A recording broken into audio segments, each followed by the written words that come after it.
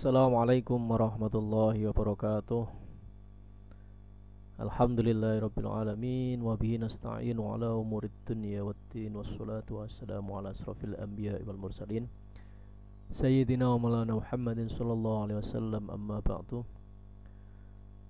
Selamat pagi, selamat siang, selamat sore dan selamat malam anak-anakku sekalian, siswa-siswi MTS dimanapun kalian berada, khususnya anak-anak siswa siswi MTS Salafiyah Safiyah Tebuireng. Alhamdulillah kita berjumpa lagi dengan saya Ustadz Miftahur Rahman. Dalam hal ini kita akan belajar tentang materi fikih kelas 7 di pertemuan kedua di semester ganjil ini. Masih dalam kondisi pandemi, kita tetap sistem pembelajarannya masih menggunakan virtual ya. Dan saya berharap kita tetap semangat walaupun belajarnya kita belum bisa bertatap muka. Untuk hari ini kita akan belajar materi fikih lanjutan yang kemarin, yang pertama, pertemuan pertama. Pertemuan pertama sudah kita membahas tentang pengertian hadas dan najis. Untuk pertemuan kedua sekarang ini kita akan membahas tentang pembagian najis. Jadi najis itu pembagiannya seperti apa, nanti akan kita pelajari bersama. Sebelum kita mulai pelajaran hari ini, mari kita berdoa bersama dulu. Kita baca suratul Fatihah atau Ummul Quran. Semoga membawa manfaat bagi kita semua. Ala diniyah wa ala kulli niyatin sholihah. Al-Fatihah. A'udzu billahi minasyaitonir rajim. Bismillahirrahmanirrahim. Maliki yaumiddin. Iyyaka na'budu wa iyyaka nasta'in. Ihdinas siratal mustaqim. Shiratal ladzina wal maghdubi 'alaihim waladdallin. Amin. Oke, terima kasih. Silahkan disimak baik-baik dari awal sampai akhir nanti agar tidak terjadi salah paham ya. Karena kalau menerima informasi tidak lengkap nanti menjadi gagal paham. Oke, ini pertemuan kedua ya. Masih tentang hadas dan najis, atau najis dan hadas, terserah dibolak-balik silakan. Intinya sama. Jadi kita sekarang akan membahas tentang macam-macam najis. Jadi najis itu terbagi menjadi 3. Yang pertama itu najis mukhafafah ya. Apa itu najis mukhafafah? Kalau istilah terjemah maknanya itu mukhafafah itu ringan. Najis yang ringan. Yang bagaimana? Nanti dulu. Ini kita sebutkan dulu pembagiannya. Yang nomor 2 itu yang pertengahan, najis mutawasitoh.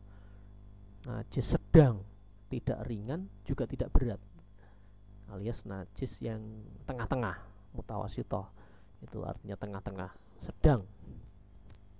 Yang berikutnya najis mughaladoh. Nah, ini kelas berat ini. Najis yang paling berat. Nah, di antara 3 bagian ini bagaimana penjelasannya? Silahkan disimak baik-baik penjelasan berikutnya. Najis mukhafafah.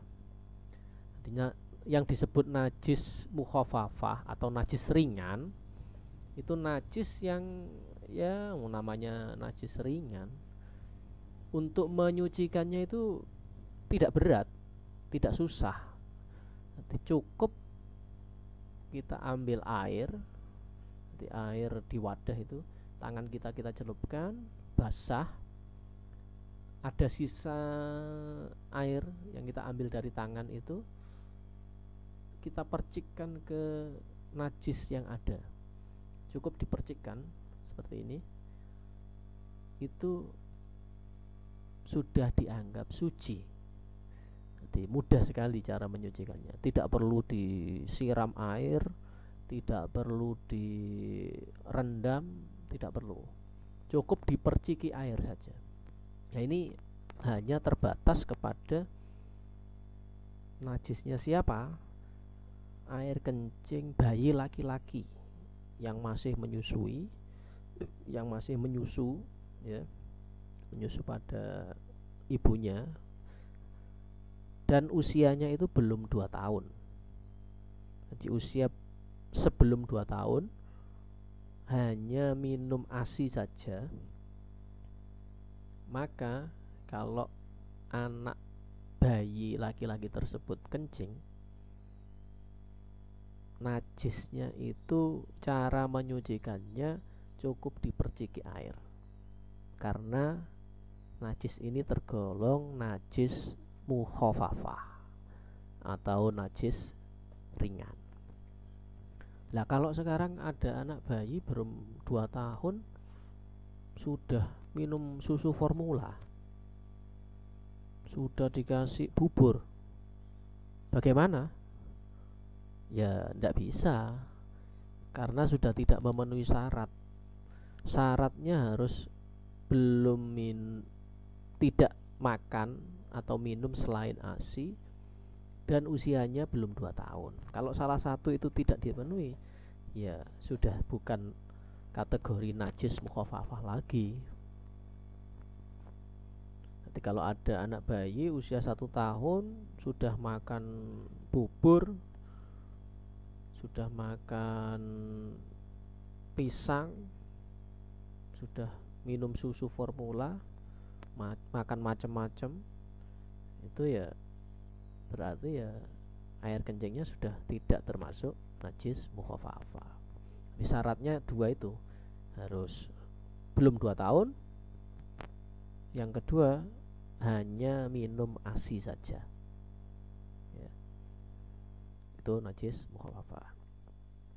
Yang kedua, najis mutawassithah alias najis sedang, najis pertengahan. Apa maksudnya? Nanti najis yang cara membersihkannya harus dihilangkan sampai tuntas. Boleh dengan disiram pakai air sampai bersih. Kalau tidak pakai air, apa bisa? Boleh, karena alat untuk bersesuci itu tidak hanya air.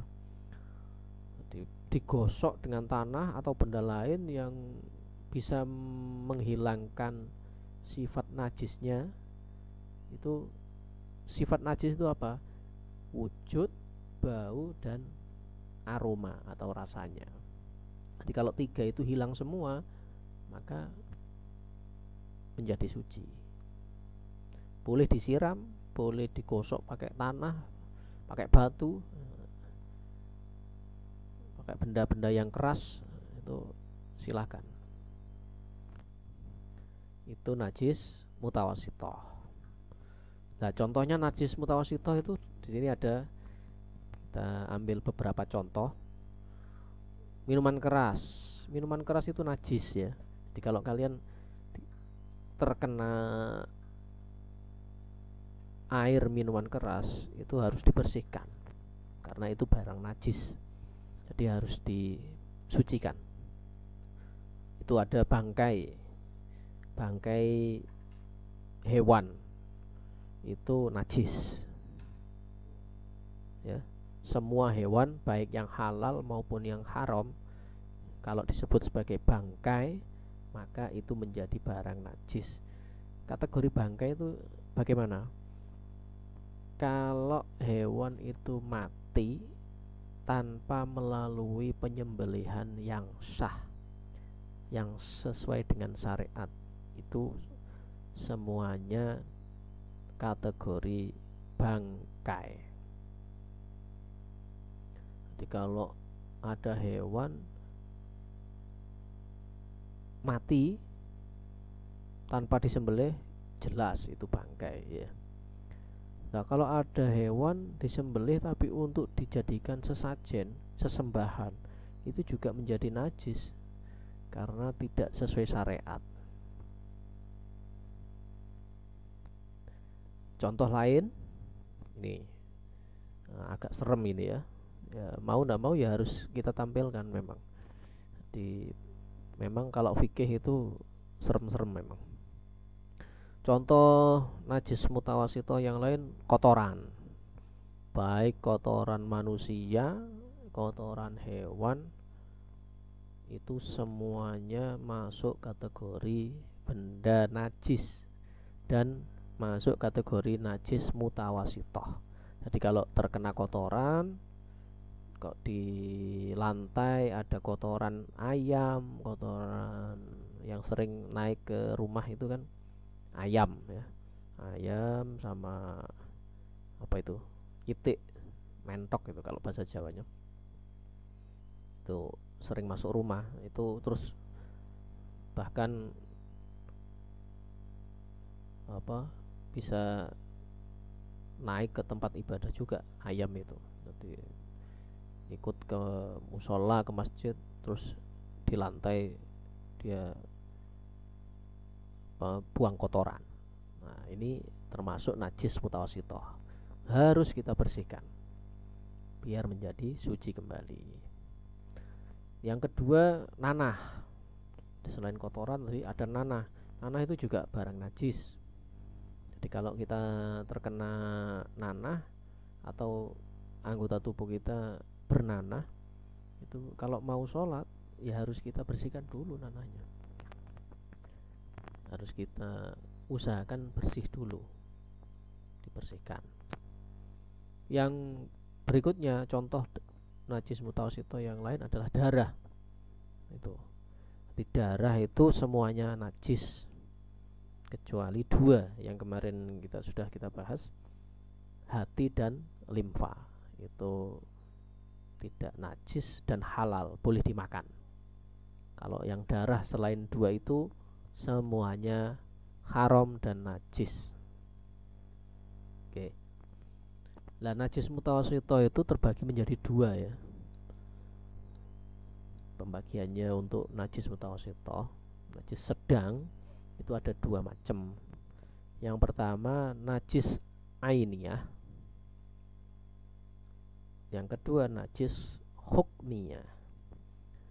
Maksudnya yang ainiyah itu yang bagaimana? Najis yang dapat dilihat dengan kasat mata. Jadi jelas najis itu terlihat oleh mata kita.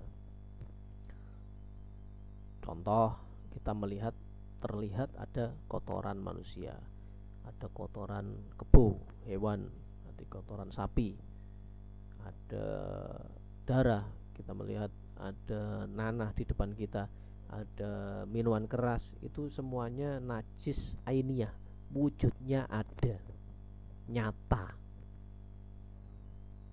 itu masuk kategori ainiyah.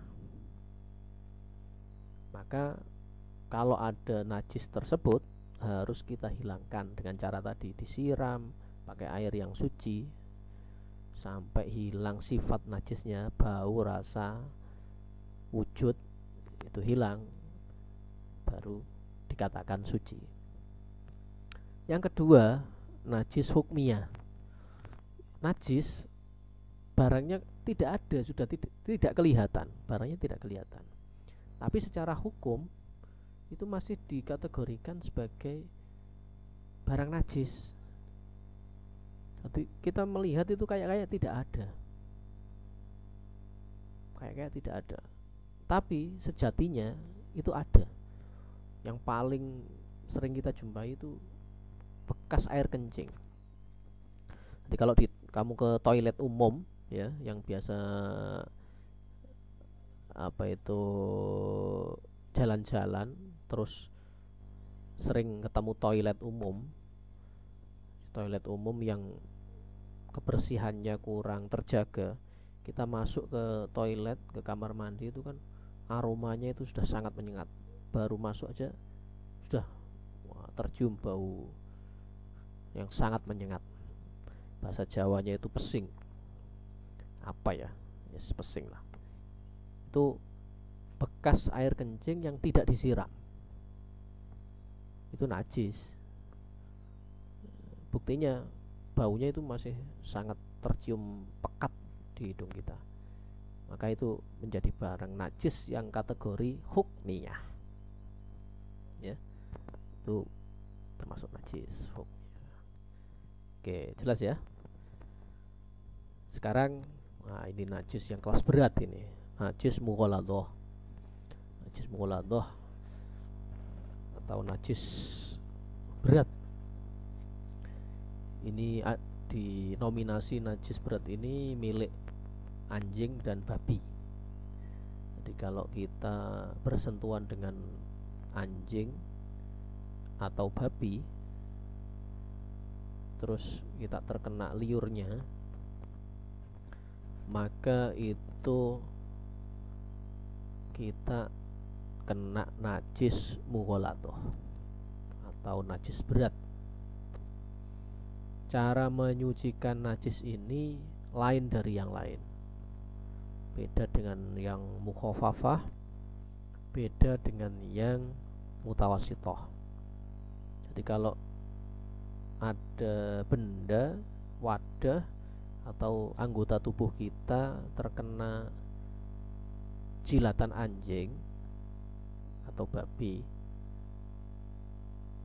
maka cara menyucikannya itu ada beberapa ketentuan.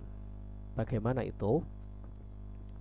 Begini, khusus untuk menyucikan najis mughaladah itu ada beberapa tahapan yang harus kita lakukan. Jadi yang pertama, kita buang najisnya dulu. Jadi kita bersihkan dulu lah istilahnya.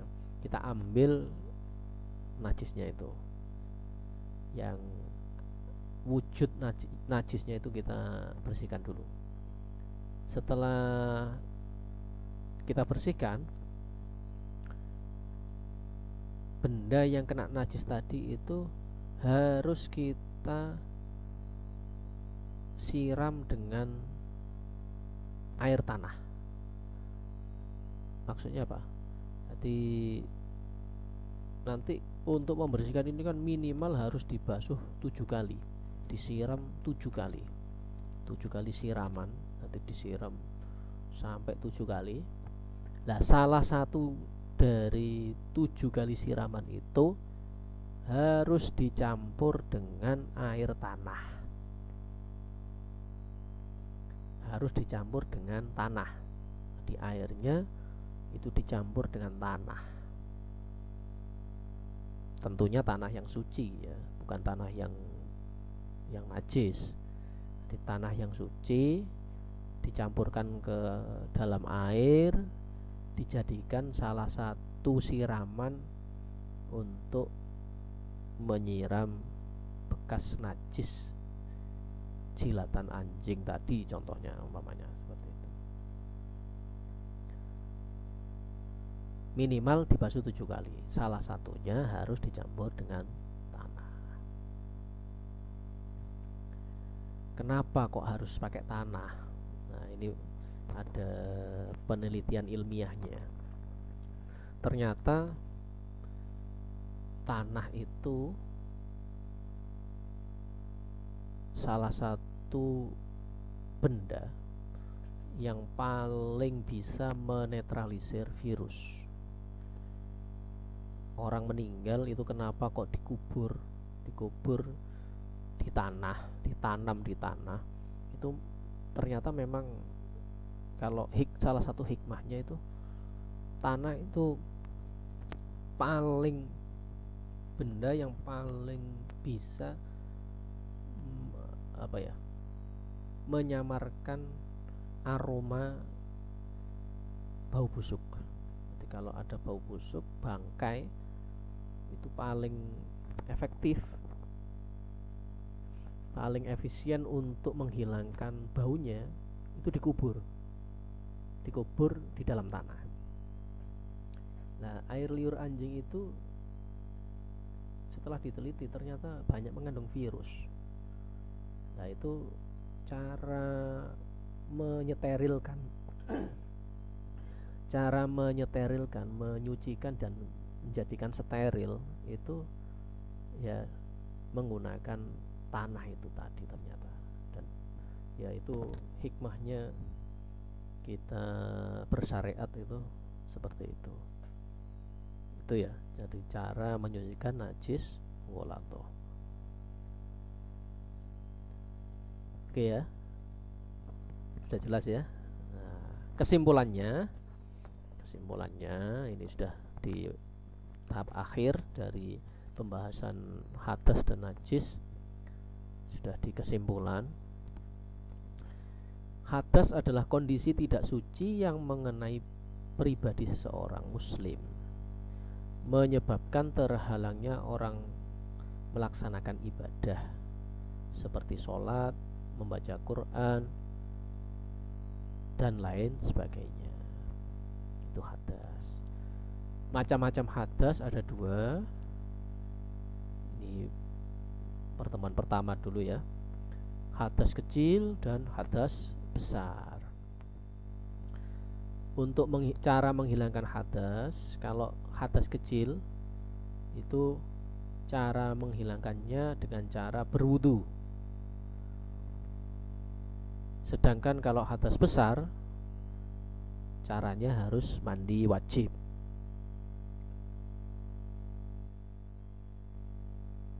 Nah, kalau tidak ada air, maka keduanya harus diganti dengan tayamum, menggunakan debu.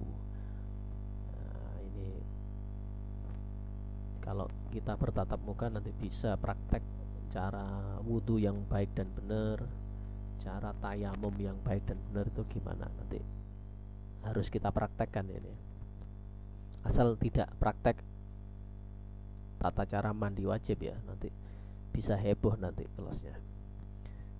Nanti teorinya saja, untuk mandi cukup menggunakan teorinya saja.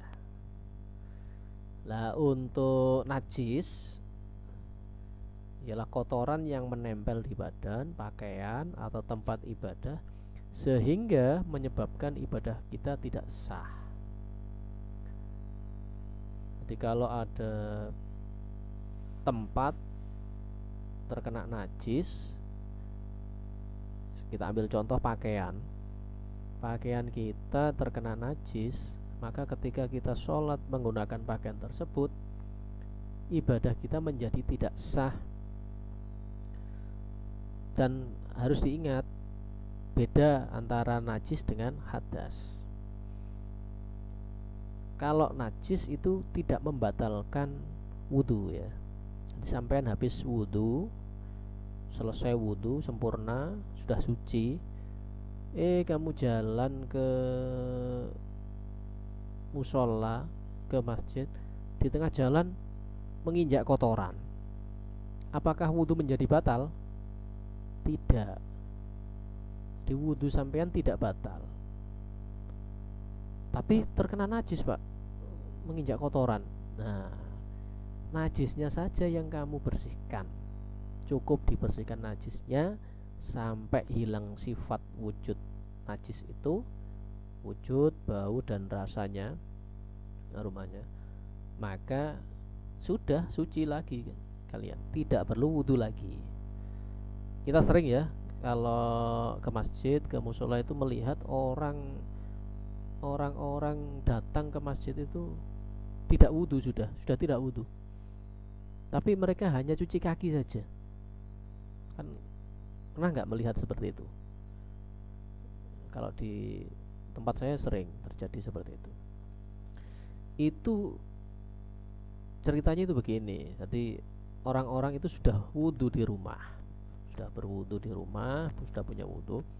Lah jalan ke masjid, mereka itu khawatir di tengah jalan itu terkena najis di kakinya itu. Maka ketika kakinya kotor, terkena najis, mereka ketika ke masjid, sebelum masuk masjid itu memastikan kesucian kakinya, dibasuh lagi, dicuci lagi kakinya, untuk memastikan kalau kakinya itu betul-betul sudah suci. Jadi mereka sudah tidak perlu wudhu lagi, cukup wudhunya di rumah tadi,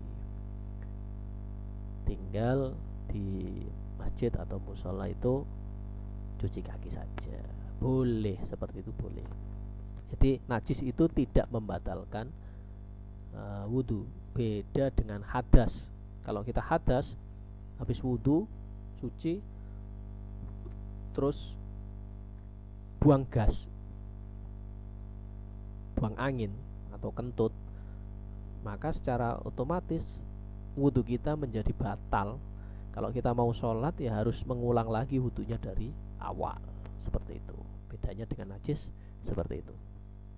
Nah, terus pembagian najis tadi ya ada 3. Yang pertama najis mukhafafah, artinya ringan. Yang kedua najis mutawasitoh, najis sedang. Yang terakhir najis mughalladhah, artinya najis yang berat. Perbedaan antara hadas dengan najis itu apa? Nah, ini yang kadang kita sering salah persepsi. Jadi hadas dan najis itu sesuatu yang berbeda. Kalau hadas itu hukum atau keadaan, sementara najis adalah zat atau bendanya. Jadi hadas itu keadaan seseorang. Orang berhadas itu berarti orang yang sedang punya hadas, baik hadas kecil maupun hadas besar. Sementara najis itu wujud bendanya, itu najis. Entah itu darah, nanah, kotoran, minuman keras dan lain sebagainya. Terus perbedaan berikutnya, hadas itu membatalkan wudu, mandi, tayamum, apa lagi? Cari sendiri yang lain. Itu batal. Kalau kita sudah berwudu, sudah tayamum, sudah mandi wajib, kok kita berhadas lagi, maka semuanya itu batal semua. Maka kita harus wudu lagi, harus bisa mandi lagi kalau hadas besar, kita harus tayamum lagi kalau tidak ada air. Sementara najis itu tidak membatalkan wudu. Jadi kalau kita kena najis, kalau kita kondisi sedang punya wudu, itu tidak menjadi batal. Gitu ya. Bisa dipahami ini ya. Oke. Saya kira itu sudah materi untuk hadas dan najis. Kurang lebihnya mohon maaf. Nanti kalau ada yang kurang jelas penjelasan dari saya, silahkan ditanyakan di kolom komentar atau bisa langsung WA ke grup di Classroom atau ke WA pribadi. Nanti akan kita diskusikan bersama. Kurang lebihnya mohon maaf. Ihdinas siratal mustaqim. Assalamualaikum warahmatullahi wabarakatuh.